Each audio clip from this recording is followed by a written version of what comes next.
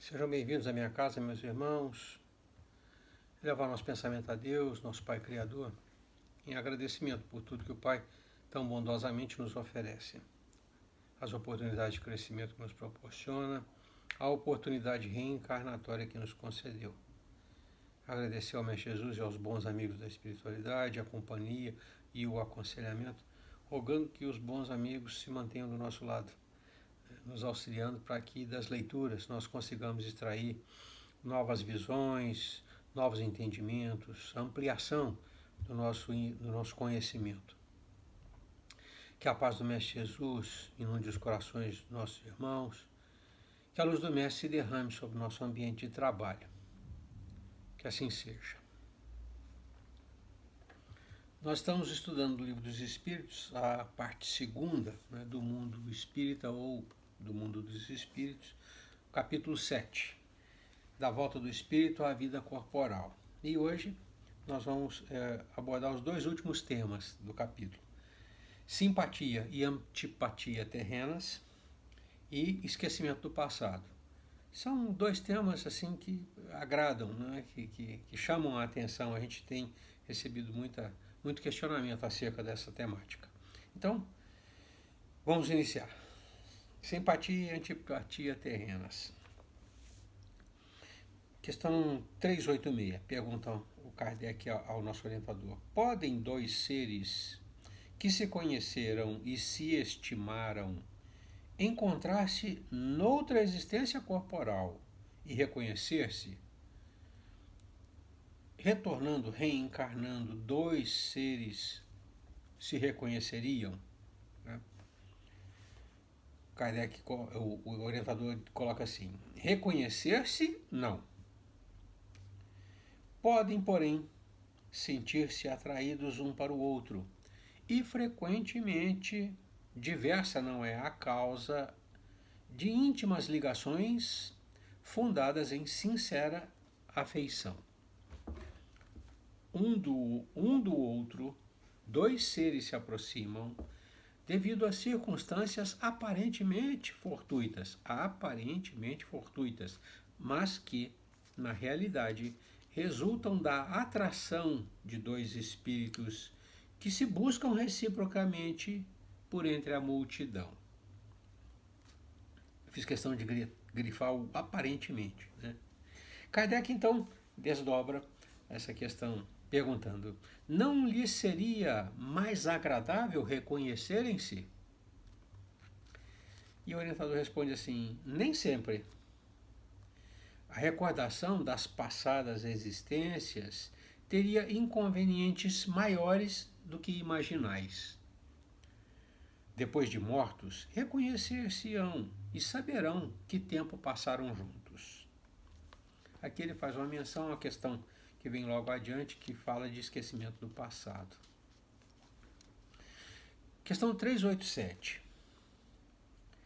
A simpatia tem sempre por princípio, um anterior conhecimento? Para serem simpáticos, necessariamente conheciam-se anteriormente? Não, diz o orientador. Dois espíritos que se ligam bem, naturalmente se procuram um ao outro, sem que se tenham conhecido como homens. Essa afinidade, então, independe diretamente do conhecimento prévio.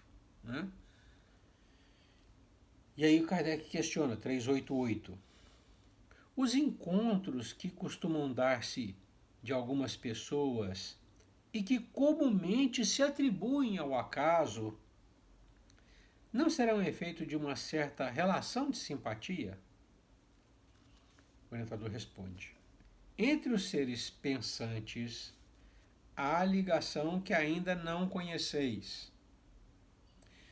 O magnetismo é o piloto desta ciência, que mais tarde compreendereis melhor. A questão foi colocada são a respeito dos chamados encontros ao acaso, que a gente muito costumeiro, nos encontramos do nada, estabelece amizade a partir de nada, vamos dizer assim, ao acaso. E ele diz, não é bem assim. Existem coisas que a gente ainda não consegue entender, né? Forças de atração, né? Que propiciam essa aproximação. Há a ligação que ainda não conheceis. O magnetismo é o piloto dessa ciência. Questão 389. Kardec questiona. E a repulsão instintiva que se experimenta por algumas pessoas? De onde se origina? O orientador responde: são espíritos antipáticos que se adivinham e reconhecem sem se falarem. Esse é um sentimento, mais do que a simpatia, esse é um sentimento que todos nós conhecemos, né? Aquela repulsa inicial que as criaturas causam umas nas outras, sem abrir a boca, sem falar a palavra. E ele diz, olha, vamos chamar assim, é um conflito fluídico, né? Existente, né, que se estabelece, né, e as pessoas se reconhecem sem se falarem. Né? Então não é nada fora do comum, vamos dizer assim. Seria um conflito fluídico, vamos botar essa ideia. 390, Kardec questiona na mesma linha, então. A antipatia instintiva é sempre sinal de natureza má? Quem sente essa antipatia, assim, instintiva, é de má natureza? Ele responde, de não simpatizarem um com o outro, não se segue que dois espíritos sejam necessariamente maus. A antipatia entre eles pode derivar de diversidade do modo de pensar. À proporção, porém, que se forem elevando, essa divergência irá desaparecendo e a antipatia deixará de existir. Haverá um momento em que os fluidos, vamos dizer assim, não conflitam tanto. É basicamente isso. Mas o que eu gostaria de chamar a atenção é a antipatia que a gente sente, né, indica em nós uma natureza ruim, má? Não, ele diz não. Ela pode ser originária, por exemplo, da diversidade de pensamento, né? Cada um tem uma aura fluídica, função dos pensamentos que alimenta, né? Não precisa nem falar. Os pensamentos que alimenta, e essa aura, vamos usar esse termo, essa aura, né? Ela conflita com o outro. Aí é o motivo da antipatia. Né? Mas convivência, acomodação, né? Isso vai diminuindo. E na medida que as criaturas vão se elevando, né, e vão afinizando os pensamentos, essa antipatia se desfaz. Por fim, última questão do tema. A antipatia entre duas pessoas nasce primeiro na que tem pior espírito ou na que tem o melhor?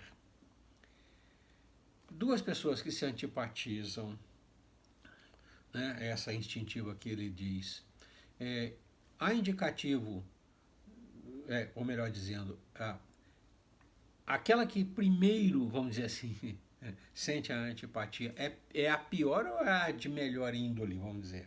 Né? E aí o orientador responde assim, numa e noutra, indiferentemente. Então, a antipatia, por ser um conflito fluídico, nasce numa e na outra, vamos dizer ao mesmo tempo, indiferentemente, não tem indicativo de ser pior ou ser melhor. Desculpe. Mas aí ele ressalta assim, mas distintas são as causas e os efeitos nas duas pessoas. Então, causas e efeitos divergem, então, conforme seja a pessoa má ou boa. E aí ele diz assim, um espírito mau antipatiza com quem quer que o possa julgar e desmascarar. Ao ver pela primeira vez uma pessoa, logo sabe que vai ser censurado. seu afastamento dessa pessoa se transforma em ódio, em inveja e lhe inspira o desejo de praticar o mal. Então, essa é a pessoa de má índole, né? Sente antipatia porque sabe que será julgada, censurada, desmascarada, né? E este sentimento de antipatia a direciona para o ódio, a inveja, né? E para o desejo de praticar o mal.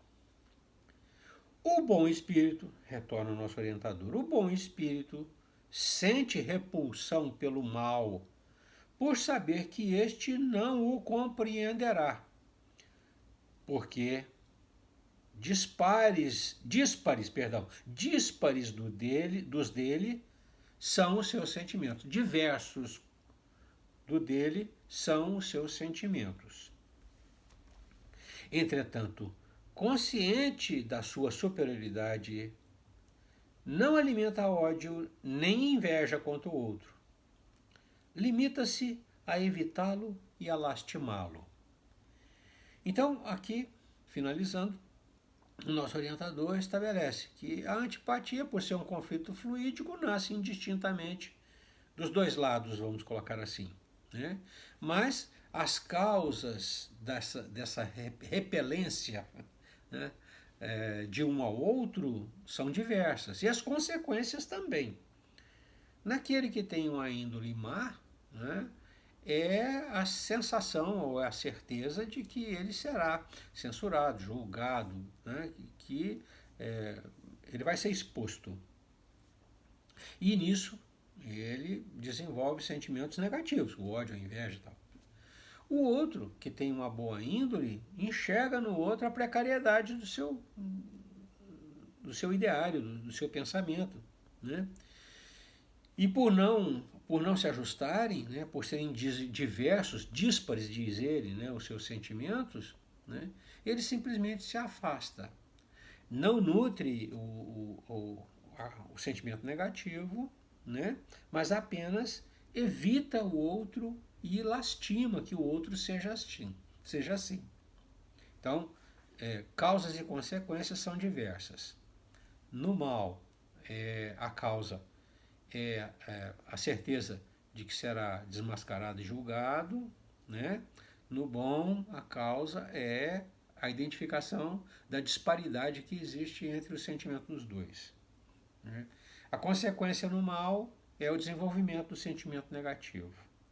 A consequência no bom é, eu diria, até a compaixão, lastimar, entender que o outro está no estágio inferior de sentimento, né?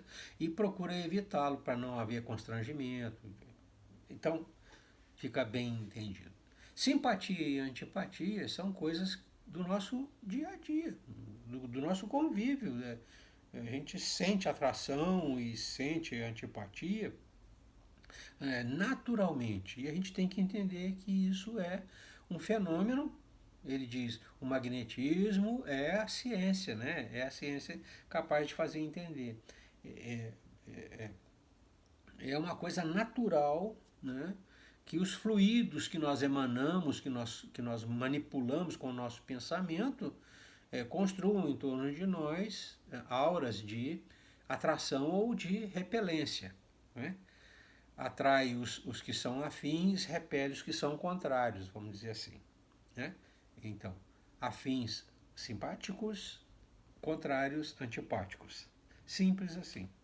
Não é alguma coisa que a gente deva considerar como sendo um vício, né? A menos que a gente alimente o sentimento negativo. E aí nós nos enquadraríamos naquele de pior qualidade que o orientador citou, né? Vai alimentar o ódio, a inveja, né? o desejo de fazer o mal. Então, basicamente é isso. O segundo tema, esquecimento do passado. Também, todo mundo acaba questionando a respeito. Mas para que isso? Para que isso? Né? E aqui ele dá vamos dizer assim, uma argumentação perfeita que nos permite entender, né, da bondade, da sabedoria de Deus e da utilidade desse instrumento né, para a gente poder trabalhar no nosso progresso. Vamos lá. Questão 392. Questiona Kardec. Por que perde o espírito encarnado a lembrança de seu passado? O orientador responde assim: não pode o homem, nem deve saber tudo. Deus assim o quer em sua sabedoria. Sem o véu que lhe oculta certas coisas, ficaria ofuscado, como quem, sem transição, saísse do escuro para o claro. Esquecido do seu passado, ele é mais senhor de si. A ideia que o Espírito Orientador coloca aqui é assim, é uma maneira de o espírito entrar numa oportunidade sem ter constrangimento anterior. Né? Não existe nada que o obrigue, não existe nada que o constranja. Então ele tem liberdade absoluta. Quando ele diz, esquecido do seu passado, ele é mais senhor de si, né? Na medida em que você não se lembra de dívidas que você tem que pagar ou de dívidas que você tem que cobrar, não existe nada que te obrigue a nada. Você nem deve se humilhar, né? Nem tampouco, nem para um lado nem para o outro, vamos dizer assim. Essa falta de constrangimento, essa falta de obrigação de fazer alguma coisa, amplia a liberdade. Então, a liberdade é absoluta. Com o esquecimento do passado, a liberdade é absoluta. O espírito escolhe conforme a sua convicção de momento. Não existe nada anterior que o conduza a uma determinada decisão. É essa a ideia. E isso é demonstração de bondade e sabedoria de Deus. É isso que ele coloca. Questão 393. E aí ele faz uma longa consideração para fazer a questão. 393. Como pode o homem ser responsável por atos e resgatar faltas de que não se lembra? Como pode aproveitar da experiência de vidas de que se esqueceu? Concebe-se que as tribulações da existência lhe servissem de lição, se recordasse do que as tenha podido ocasionar. Desde que, porém, disso não se recorda, cada existência é para ele como se fosse a primeira, e eis que então está sempre a recomeçar. Como conciliar isto com a justiça de Deus? Aqui eu diria que Kardec, intencionalmente ou não, comete uma falha, né? Já existe um conceito firmado anteriormente de que as reencarnações propiciam ao espírito um crescimento ou um acréscimo no seu conhecimento, na sua virtude. Então, das vivências que nós temos, conhecimento e virtude não se perdem. Lá na questão 180, lá atrás, né, o espírito foi taxativo, ele disse, a inteligência não se perde. Então, o esquecimento não é a perda do acumulado de inteligência, de conhecimento, de moralidade. Né? O esquecimento é simplesmente, vamos dizer assim, o apagar das vivências, não daquilo que nós conseguimos aprender dessas vivências. E aí o Espírito responde nessa direção. Em cada nova existência, o homem dispõe de mais inteligência e melhor pode distinguir o bem do mal. Onde o seu mérito se lembrasse de todo o passado? Quando o espírito volta à vida anterior, à vida espírita, diante dos olhos se lhe estende toda a sua vida pretérita. Vê as faltas que cometeu e que deram causa ao seu sofrer, assim como de que modo as teria evitado. Reconhece justa a situação em que se acha e busca então uma existência capaz de reparar a que vem de transcorrer. É a reencarnação que ele pede. Escolhe provas análogas, não é? Análogos é alguma coisa que guarda alguma relação, né? Não propriamente são idênticas, análogas, né? Escolhe provas análogas às que não soube aproveitar, ou as lutas que considere apropriadas ao seu adiantamento, e pede a espíritos que lhe são superiores que o ajudem na nova empresa que sobre si ele toma, ciente de que o espírito que lhe for dado por guia nessa outra existência, seu anjo guardião, se esforçará pelo levar a reparar suas faltas, dando-lhe uma espécie de intuição em que incorreu. Tendes essa intuição no pensamento, no desejo criminoso que frequentemente vos assalta e a que instintivamente resistis, atribuindo as mais das vezes essa resistência aos princípios que recebestes de vossos pais, quando é a voz da consciência que vos fala. Essa voz, que é a lembrança do passado, vos adverte para não recairdes nas faltas de que já vos fizestes culpados. Em a nova existência, se sofre com coragem aquelas provas e resiste, o espírito se eleva e ascende na hierarquia dos espíritos ao voltar para o meio deles. E aí uma nota de rodapé.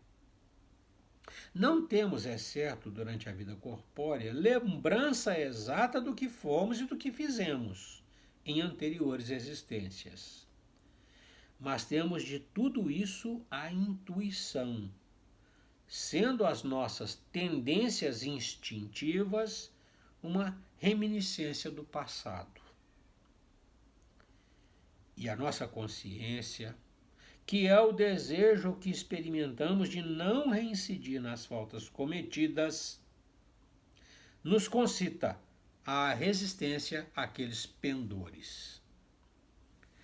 Então, a questão é, mas se a gente não lembra de nada, de que não serviu ter passado aquilo? E aí o Espírito lembra, olha, tudo que vocês passaram ficou acumulado na sua inteligência, no seu conhecimento, na sua moralidade. São ferramentas das quais você vai se servir no prosseguimento, na próxima encarnação.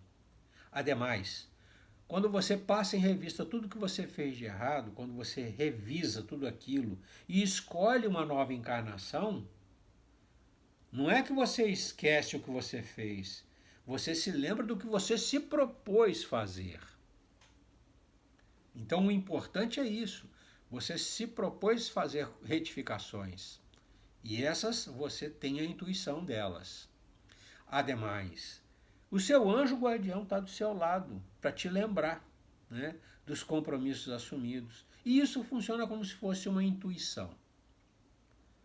Por fim, existe uma voz interior que grita, não faça isso, que é a nossa consciência, que é gato escaldado, vamos dizer assim, né, das falhas anteriores. Então, ela diz, olha, você está incidindo em erro de novo.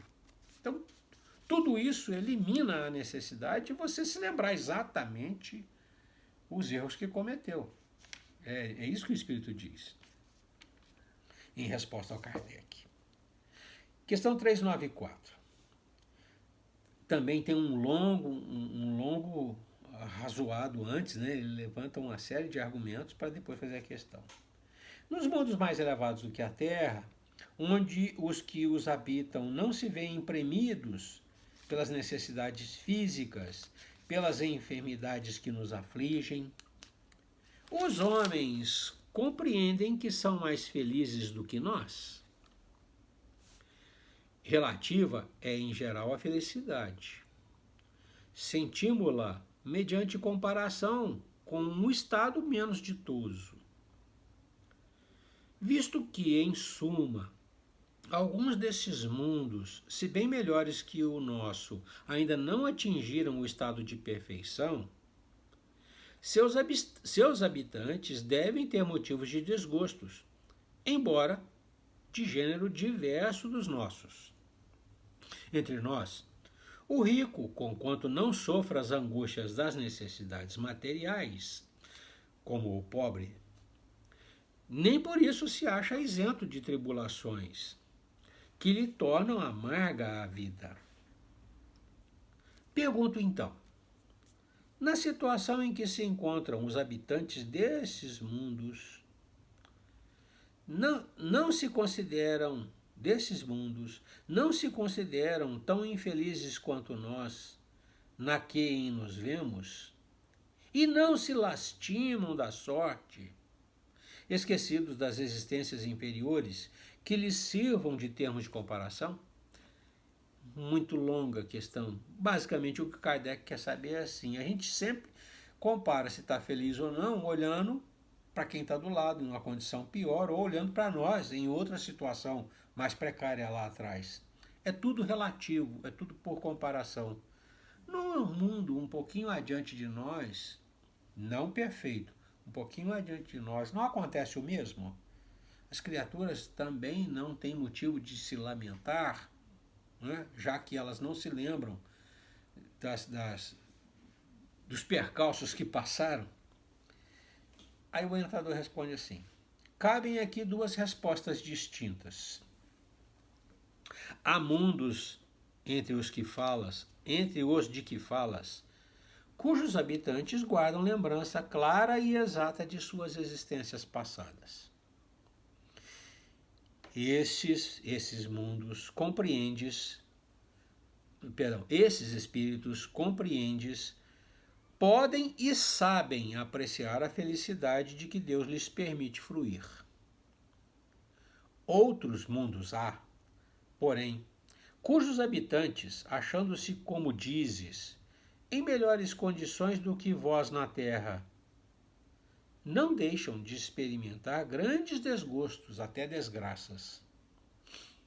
Esses não apreciam a felicidade de que gozam, pela razão mesma de se não recordarem de um estado mais infeliz. Entretanto, não a apreciam como os homens, apreciam-na como espíritos. Então ele concorda em tese com Kardec, né, de que a gente sempre se acha feliz ou infeliz por uma questão de parâmetro, de referência, né, nós que estamos em progresso. Mas ele ressalva, olha, existem mundos em que os espíritos já têm capacidade, né, de olhar para trás e não sofrerem, né? Eles já têm a capacidade de entenderem a felicidade que são capazes de usufruir, né? Porque eles já estão bem adiantados. Não são perfeitos, mas já estão bem adiantados. Existe uma nota de rodapé um pouquinho mais longa que esclarece, eu vou ler. No esquecimento das existências anteriormente transcorridas, sobretudo quando foram amarguradas, não há qualquer coisa de providencial e que revela a sabedoria divina. Nos mundos superiores, quando o recordá-las já não constitui pesadelo, é que as vidas desgraçadas se apresentam à memória. Nos mundos inferiores, a lembrança de todas as que tenham sofrido não agravariam as infelicidades presentes? Concluamos, pois, daí que tudo o que Deus fez é perfeito e que não nos toca criticar-lhe as obras, nem lhe ensinar como deveria ter regulado o universo. Ele coloca duas ideias aqui, dois mundos superiores, né?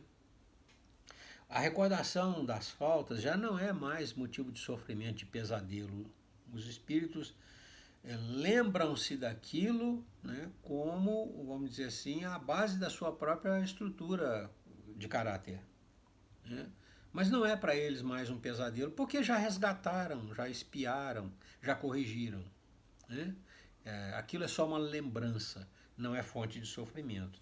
Nos mundos inferiores, vamos colocar assim, nos mundos como o nosso, no nosso estágio, né, essa lembrança seria um agravamento dos sofrimentos que nós temos no presente. Então a lembrança do passado seria um agravamento do presente. Isso não seria bondade de Deus. Então o esquecimento do passado se enquadra nessa direção. É assim que a gente deve entender. A gente não se lembra porque Deus, como se estivesse nos anestesiando da dor, né, nos deixa sofrer só a dor do presente, não acumula com a dor do passado. É isso que ele diz.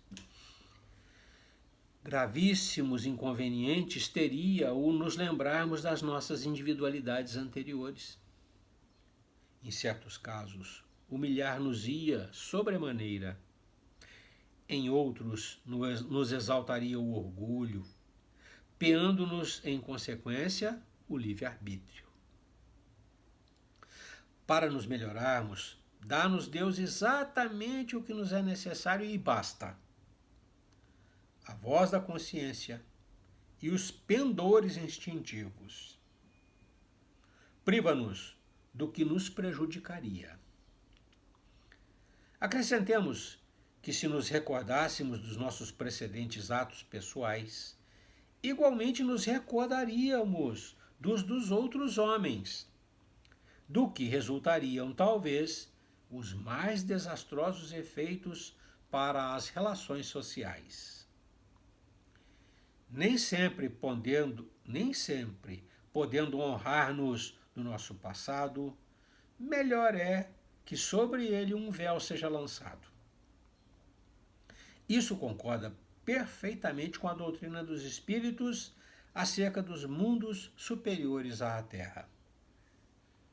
Nesses mundos, os superiores à Terra, onde só reina o bem, a lembrança do passado nada tem de dolorosa. Tal a razão porque neles as criaturas se lembram da sua antecedente existência, como nos lembramos do que fizemos na véspera. Quanto à estada em mundos inferiores, não passa, então, como já dissemos, de mau sonho. Aqui eu gostaria de lembrar uma passagem de Nosso Lar, e eu acho que se aplica muito bem.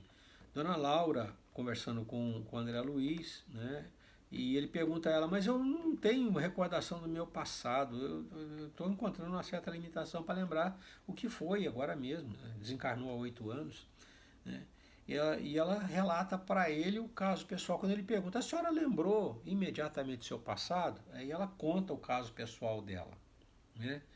Que lembranças a incomodavam, que ela foi buscar auxílio, que lhe permitiram o auxílio, né? E que para lembrar-se daquilo que incomodava ela ficou lendo as anotações do seu passado por 2 anos seguidos. E nesses 2 anos ela conseguiu ler a história de 300 anos da existência dela anteriormente. Isso se aplica ao espírito errante, né, que não tem o acesso integral ao seu passado, e aplica também ao espírito encarnado, que esquece o seu passado. O acesso integral de Dona Laura ao seu passado poderia trazer para ela danos enormes. Ela poderia não conseguir administrar equilibradamente, psicologicamente equilibrada, as coisas que ela fez. Então ela teve um acesso, vamos dizer assim, reduzido à sua história de vida, 300 anos. Né? No caso do espírito que entra na carne, é a mesma coisa. Ele não deve ficar carregando o peso desnecessário. Ele deve ter oportunidade nova para, né, poder se manifestar, para poder decidir, para poder fazer escolhas. Né? Dona Laura fala uma coisa muito importante lá, e eu copiei a frase, gostaria de passar para os meus irmãos. Né? Está lá no capítulo 21, Nosso Lar. Ela diz assim, olha, é preciso grande equilíbrio para podermos recordar edificando. Qual de nós se lembra das coisas, né, só tendo bons sentimentos, só bons pensamentos? Qual de nós não lembra de algumas coisas e revive as dores, as mágoas, os rancores, né, que desenvolveu?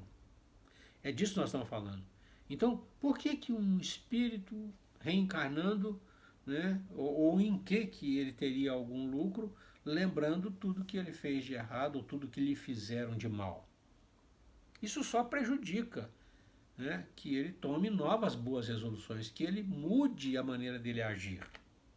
É essa a ideia. E é para isso que existe o esquecimento passado, né? Lá a dona Laura estava na espiritualidade, trata-se de um outro estágio, né? Uma outra esfera, mas se aplica igualmente o conceito, né? A gente só deve se lembrar daquilo que nos permita construir, edificar. É isso que ela coloca, né? É preciso grande equilíbrio para podermos recordar edificando.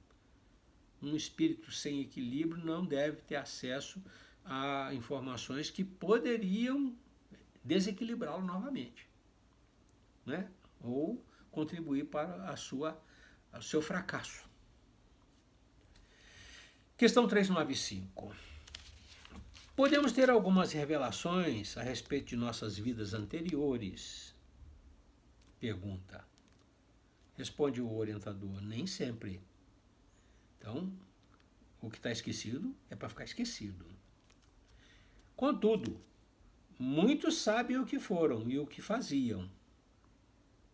Se lhes permitisse dizê-lo abertamente, extraordinárias revelações fariam sobre o passado.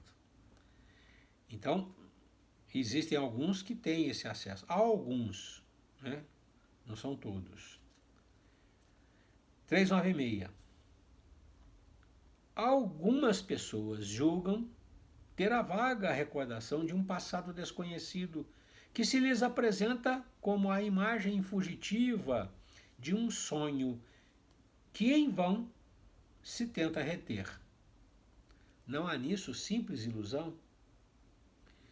E aí o orientador responde: algumas vezes é uma impressão real, algumas vezes é uma impressão real. Mas também, frequentemente, não passa de mera ilusão, contra a qual precisa o homem pôr-se em guarda, porquanto pode ser efeito de superexcitada imaginação. Dessas duas questões, eu resumiria para os meus irmãos algo que eu já adotei como conduta pessoal, né? Não fica preocupado, não fica perguntando, não perca tempo tentando descortinar o que foi seu passado, porque o que interessa é o momento presente no qual você está construindo o seu futuro. Então, é o tipo vamos dizer assim, é o tipo do conhecimento inútil, é o tipo da curiosidade vã. Mais para frente nós vamos ter outras informações relevantes, né, para quem tem esse tipo de curiosidade. Vamos lá.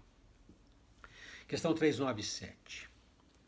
Nas existências corpóreas de natureza mais elevada, né, não espíritos puros, mais elevados, nas existências corpóreas de natureza mais elevada do que a nossa, é mais clara a lembrança das anteriores existências?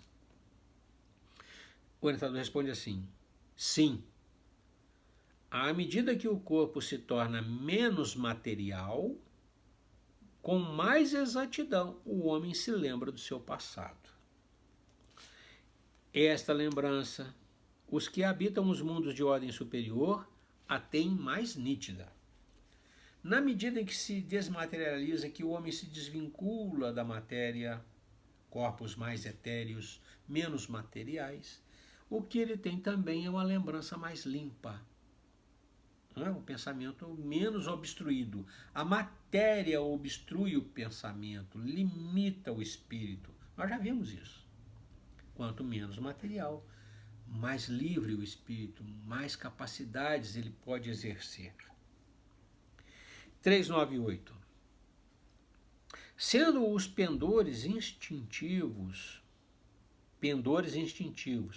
coisas que a gente tem, né, e gosta ou não gosta, pendores instintivos. Sendo os pendores instintivos uma reminiscência do seu passado, uma lembrança do passado, dar-se-á que pelo estudo desses pendores seja possível ao homem conhecer as faltas que cometeu? E aqui nós começamos a navegar na direção daqueles que têm curiosidade de saber o seu passado. Aí o orientador responde assim: até certo ponto assim o é. Quem analisa os seus pendores consegue, vamos dizer assim, entender a sua natureza, entender aquilo que fez, possivelmente, né, o que ele gosta, vamos dizer assim. Ele diz, olha, até certo ponto assim o é. Indo para o passado. Preciso se torna, porém, levar em conta a melhora que se possa ter operado no espírito e as resoluções que ele haja tomado na erraticidade. Pode suceder que a existência atual seja muito melhor do que a precedente. Aí o Kardec desdobra a questão. Poderá também ser pior, a existência atual ser pior, isto é, poderá o espírito cometer numa existência faltas que não praticou na precedente? Erros novos? Cometer erros novos? E aí o orientador responde assim: depende do seu adiantamento. Se não souber triunfar das provas, possivelmente será arrastado a novas faltas, consequentes, então, da posição que escolheu. Mas, em geral, estas faltas denotam mais um estacionamento que uma retrogradação, porquanto o espírito é suscetível de se adiantar ou de parar, nunca, porém, de retroceder. As faltas novas, nesse caso, que ele admite, né, serem possíveis, né, aconteceriam naquele espírito que ainda está com dificuldade. Ele diz, olha, depende do seu adiantamento. Né? Aquele espírito que ainda tem alguma viciação fica, vamos dizer assim, suscetível de errar aqui e acolá. Né? Se não souber triunfar das provas, possivelmente será arrastado a novas faltas, consequentes, então, da posição que escolheu. Numa nova posição social, novos desafios se apresentam. Se a virtude não foi incorporada ainda, com esses novos desafios, ele pode tomar decisões equivocadas e falhar. É isso que o Espírito diz. Né? E eu chamaria atenção aqui para o seguinte, pendores. Então, quem tem muito interesse em saber do seu passado, olhe para si no presente. Aquilo que você não gosta em você, seria um pendor ruim, é um traço que vem do passado, né? Que nós vivemos aqui para corrigir. Então, indica claramente para nós, né, qual é o vício, qual é a dificuldade que nós trazemos do passado. O que eu fui no passado. Lembrando que, durante o nosso tempo de erraticidade, entre uma encarnação e outra, a gente toma boas resoluções, a gente muda a direção da caminhada. E o Espírito diz isso. Não pode ser grosseiramente tomado, né, como um indício, né, da nossa inferioridade. Existem condicionantes que podem modificar esse nosso pendor, vamos dizer assim. Né? Questão 399. Sendo as vicissitudes da vida corporal expiação das faltas do passado e, ao mesmo tempo, provas com vistas ao futuro, seguir-se-á que da natureza de tais vicissitudes, das nossas dificuldades, se possa deduzir de que gênero foi a existência anterior. Que faltas nós cometemos no passado. E aí ele concorda parcialmente. Olha, muito a miúde, isso é possível, pois que cada um é punido naquilo por onde pecou. Entretanto, não há que tirar daí uma regra absoluta. As tendências instintivas, ou aqueles pendores que ele falou lá, as tendências instintivas constituem um indício mais seguro. Então, aquela viciação que ainda nos envergonha, que a gente guarda no fundo da nossa alma, lá no fundinho do coração, né? Aquilo é um indicativo melhor da nossa própria natureza, do que propriamente a dificuldade que a gente enfrenta no momento presente. É isso que ele diz. Não é a dificuldade que indica a sua precariedade, mas aquilo que você sente, aquilo que você tem prazer em fazer, que você sabe que está errado. Que são, ele diz, as tendências instintivas, né? Logicamente eu estou falando das negativas. Existem tendências, né, que são um pouco positivas, são positivas, são positivas, né? Mas veja, se a gente quer saber, e a gente é doido para saber o que a gente foi, né, basta a gente olhar para nós mesmos, para dentro de nós, né?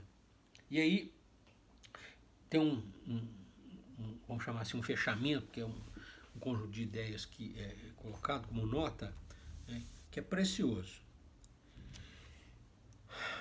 Ele pega desde o momento em que o espírito lá na erraticidade se propõe a encarnar, né, até então ele faz um apanhado geral das ideias que ele desenvolveu aqui desde o começo até o final. É como se fosse um grande resumo, né?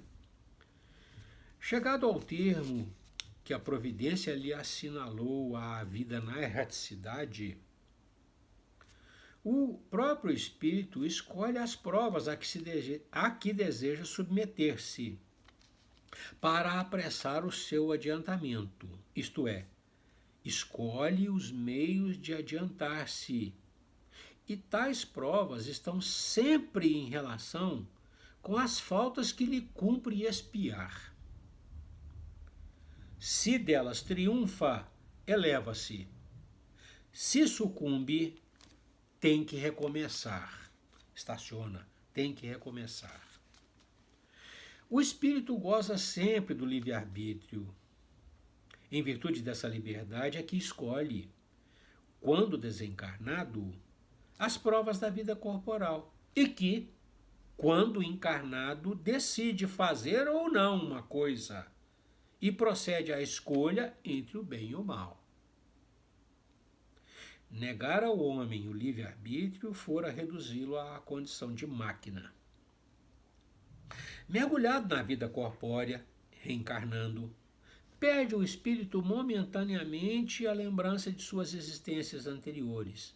Momentaneamente. Como se um véu as cobrisse. Todavia, conserva algumas vezes vaga consciência dessas vidas, que mesmo em certas circunstâncias lhe podem ser reveladas. Esta revelação, porém, só os espíritos superiores espontaneamente lhe a fazem, com um fim útil e nunca para satisfazer vã curiosidade.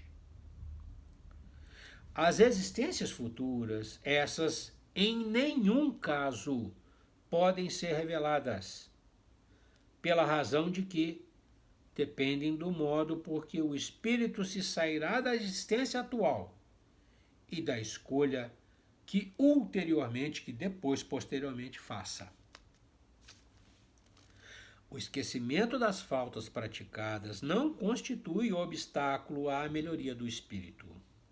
Porquanto, se é certo que este não se lembra delas com precisão, não menos certo é que a circunstância de as ter conhecido na erraticidade e de haver desejado repará-las, o guia por intuição e lhe dá a ideia de resistir ao mal. Ideia que é a voz da consciência, tendo a secundá-la os espíritos superiores que o assistem, se atende às boas inspirações que lhe dão. O homem não conhece os atos que praticou em suas existências pretéritas, mas pode sempre saber qual o gênero das faltas de que se tornou culpado e qual o cunho predominante do seu caráter. Bastará, então, julgar do que foi, não pelo que é, e sim pelas suas tendências. As vicissitudes da vida corpórea constituem expiação das faltas do passado e, simultaneamente, provas com relação ao futuro. Depuram-nos e elevam-nos se a suportarmos resignados e sem murmurar. A natureza dessas vicissitudes e das provas que sofremos também nos podem esclarecer acerca do que fomos e do que fizemos. Do mesmo modo que neste mundo julgamos dos atos de um culpado pelo castigo que lhe inflige a lei. Assim, o orgulhoso será castigado no seu orgulho mediante a humilhação de uma existência subalterna. O mal rico, o avarento, pela miséria. O que foi cruel para os outros, pelas crueldades que sofrerá. O tirano, pela escravidão. O mau filho, pela ingratidão de seus filhos. O preguiçoso, por um trabalho forçado. Então, o nosso orientador ele nos dá uma boa diretriz, né, para a gente fazer uma autoavaliação. Ele diz, olha, se você quer muito mesmo saber, né, o que você foi e o que você deve fazer para melhorar, olha para suas tendências ruins, olha para as suas inclinações viciosas. E você saberá de onde você vem e, se você não corrigir, para onde você vai. É isso que ele coloca para nós. Para encerrar, assim como uma ideia, né, e sem querer criar conflito, né, eu diria assim, olha, a gente não precisa, por exemplo, ir lá na casa espírita perguntar para um médium incorporado, um homem, uma criatura mediunizada, né, o que ele vê no nosso passado, o que ele vê no nosso futuro. Para a gente enxergar o nosso passado, basta a gente olhar honestamente para si mesmo. E aquilo que você sente vergonha, que eu sinto vergonha, é o que eu devo corrigir. Para o futuro, nenhum espírito vai lhe dizer, porque o futuro depende do presente. E você pode fazer tudo diferente hoje mesmo. Nós não precisamos, amanhã, incidir no mesmo erro que nos faz infeliz hoje. Nós podemos corrigir amanhã. Então, essa, vamos chamar assim, mensagem de otimismo, né, nos liberta dessa tendência, né, de ficar acorrentados ao passado, né, e nos dá a possibilidade, né, de observar o presente e construir o futuro. É isso. O esquecimento do passado é um presente de Deus, para que nenhum de nós sinta a humilhação de ter que olhar de frente para o próprio erro, ter que olhar de frente para quem prejudicou, para quem magoou, para quem iludiu. Né? É a possibilidade de agir fraternalmente, solidariamente com as pessoas que estão do nosso lado. sem precisar saber qual foi eu chamo lambança que a gente fez, né, para prejudicar essas pessoas. Isso é um presente maravilhoso, porque você não precisa. Você pode simplesmente ser bom de coração. E é isso que se deseja, que você seja bom de coração e não que você pague uma dívida. É isso. Esse é o espírito do esquecimento do passado. Você é livre, completamente livre, desobrigado de fazer o bem, fazer o bem. É isso. Essa é a mensagem. Então, nós não necessitamos de ninguém para nos dizer o que nós temos que fazer para ficar feliz. Basta olhar para nós mesmos. E aquilo que nos envergonha, aquilo que nos magoa, que nos faz infelizes, né? Corrigir. Corrigir em nós. Nós trabalhamos por nós, não trabalhamos pelos outros. Trabalhamos pelo nosso aperfeiçoamento. Então, é olhar para si mesmo, é avaliar-se com honestidade, né? É corrigir-se o mais rápido possível. Esse é o espírito, né, do ensinamento do nosso orientador. Nós encerramos o capítulo. Na semana que vem nós vamos para o capítulo 8º, que é mais interessante ainda, porque fala das coisas dos fenômenos, né, que nos envolvem. Né? Muita gente fala de sonho. Sonhei com isso, sonhei com aquilo. Vamos falar a respeito de sono e sonhos. Vamos falar de visitas espíritas entre vivos, transmissão de pensamento, sonambulismo, uma série de fenômenos, né, que a gente olha assim com curiosidade. O espírito orientador explica para nós direitinho como é que funciona, qual é a origem e qual é a finalidade. Né? Muito bem. Os irmãos ficam à vontade, nós excedemos novamente. Aliás, nós não estamos conseguindo manter os 45 minutos. Nós excedemos bastante. Os irmãos ficam à vontade para fazer comentários, críticas, acréscimos, né, no nosso campo de comentários lá do Instagram. Agradecidos a Deus pela oportunidade e aos bons amigos e ao Mestre Jesus pela companhia, nós encerramos o nosso estudo, né? Rogando ao Mestre que nos mantenha debaixo de sua luz, para que a gente tenha clareza em enxergar objetivos e caminhos. E que o Mestre nos infunda, continue nos infundindo muita força moral, para que a gente consiga, enfim, agir conforme a lei de Deus. Paz e luz é o que eu desejo aos meus irmãos. Deus os abençoe. Até a próxima.